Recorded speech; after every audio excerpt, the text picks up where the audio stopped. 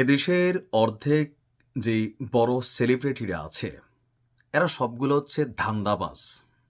আওয়ামী লীগ সরকারের আমলে সর্বোচ্চ সুযোগ সুবিধা এরা নিয়েছে। আবার যখন জুলাই অভ্যুত্থান আসছে একদম লাস্টের দিকে এসব কান্নাকাটি করে অনেকে টিকতে পারে নাই, পরবর্তী সময়ে অবস্থান পরিবর্তন করেছে, ধারাবাহিক কথা বলে না। আর এই কন্টেন্ট ক্রিয়েটিং জগতে বা আওয়ামী লীগ সরকার থেকে সর্বোচ্চ লেভেলের ফেসিলিটি যে নিয়েছে তার নাম হচ্ছে আয়মান সাদিক। ভালো একটা ছেলে, খারাপ না। বাংলাদেশকে একজন উদ্যোক্তা হিসাবে দেওয়ার মতন অনেক কিছুই সে এবং তার স্ত্রী দোনোজনেরই আছে। মুনতাজিন জেরিন না কি জানি নাম, আচ্ছা যাই হোক, দোনোজনেরই আছে। জুলাই অভ্যুত্থানের ঠিক আগ মুহূর্তে যখন আর পারতেছিল না, সমালোচনার মুখে একটা পোস্ট দিছিল। পরে যখন পলক আয়মান সাদিকের 10 মিনিট স্কুলকে সরকারের কয়েক কোটি টাকার একটা প্রকল্প ছিল যেটা আয়মান সাদিক পাইছিল, ওইটা কায়রা নিল, তখন ধারাবাহিকভাবে আওয়ামী লীগের বিরুদ্ধে বলা শুরু করলো, অর্থাৎ স্বার্থে আঘাত লাগলো। বাংলাদেশে সর্বশেষ যেই ঘটনা, ওসমান হাদি। আচ্ছা ধরেন বিভিন্ন কারণে হাদিকে অপছন্দ করেন হাজার হাজার লোক আছেন, আমিও করি, কথার কথা। কিন্তু একটা মানুষকে যেভাবে মাইরা ফেলা হইল, এই মৃত্যুটার বিচার তো প্রত্যেকটা নাগরিকের চাওয়া উচিত। কালকে আপনার সাথে তো এটা ঘটতে পারে। আপনি তাকে দলগতভাবে আদর্শিক জায়গা থেকে অপছন্দ করতেই পারেন। আপনারা এই যে এত বড় কন্টেন্ট ক্রিয়েটার, এই যে সারা বাংলাদেশ হাদির জন্য কথা বলছে, কিন্তু আয়মান সাদিক সহ আরও যে গ্যাংগুলো আছে, আপনি এদের একটারে কোনো একটা পোস্ট দিতে দেখেন? গত 2 থেকে 3 দিন যাবৎ যখন এদেরকে বয়কটের ডাক দেওয়া হয়েছে, যে এই মাপের যে সেলিব্রিটিগুলো আছে ধান্দাবাজ সেলিব্রিটি, এদেরকে বয়কট করতে, এদের প্রতিষ্ঠানকে বয়কট করতে, আর মবের ভয়ে যেখানে প্রথম আলো ডেইলি স্টার উড়াই দিছে পাবলিক, তো সেখানে আয়মান সাদিকের 10 মিনিট স্কুল বা আয়মান সাদিক যে কোনো সময় লাঞ্ছিত হতে পারে। বা শুধুমাত্র আয়মান সাদিক না, তাদের যে টিমটা আছে, হ্যাঁ, সুযোগ সন্ধানী বসন্তের কুকিল যে টিমটা, এদের মধ্যে একটা ভয় কাজ করছে। দেখেন, আয়মান সাদিক গতকালকে একটা পোস্ট দিয়েছে। এর আগের পোস্টটা ছিল ডিসেম্বরের 14। আমি ঠিক তার পেজ থেকে ঘুরে এসে বলতেছি, আপনারাও দেখবেন। ডিসেম্বরের 14 দিছে, নতুন বছরে নতুন স্কিল শেখার সবচেয়ে সহজ hack. December 1, hour 10 MS Chattogram branch student, মানে নিজের ব্যবসা বাণিজ্য চালাচ্ছে। এর আগে আছে নভেম্বর 28। তো একদিন আগে হঠাৎ করে কি পোস্ট দিল, বেঁচে থাকতে মানুষটা আমাদের কাছে ইনসাফ ছাড়া কিছুই চায়নি। কোন মানুষটা? তোর আব্বা? মানে কোন মানুষটা বল আয়মান, বল তুই বাবা, ছোটই হবে বয়স থেকে, আমার রাগ উঠে গেছে। তোর আব্বা নাকি?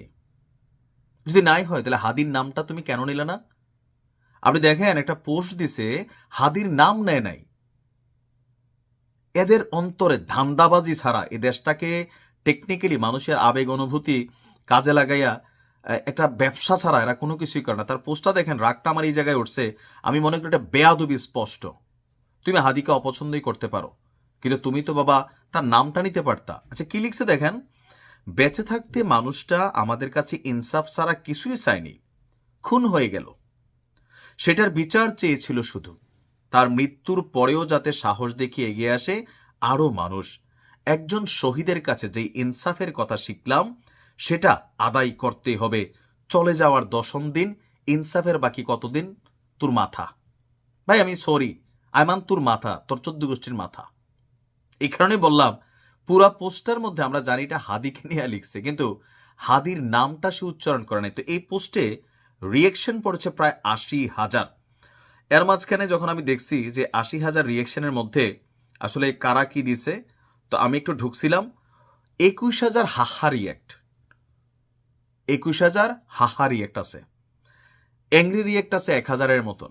বাকিগুলা পাবলিক গণহারে দিছে। আয়মান আব্বা যা বলছে, আব্বার যার অনুসারী জিয়াফুৎকুর জাতি তো আছে, আমরা পাগলা ভক্ত যারা, তারা দিছি। কমেন্ট আছে প্রায় 32,000, এর মধ্যে 30,000-ই তারে গালি। তো তোরে কেন গালি দিল আয়মান?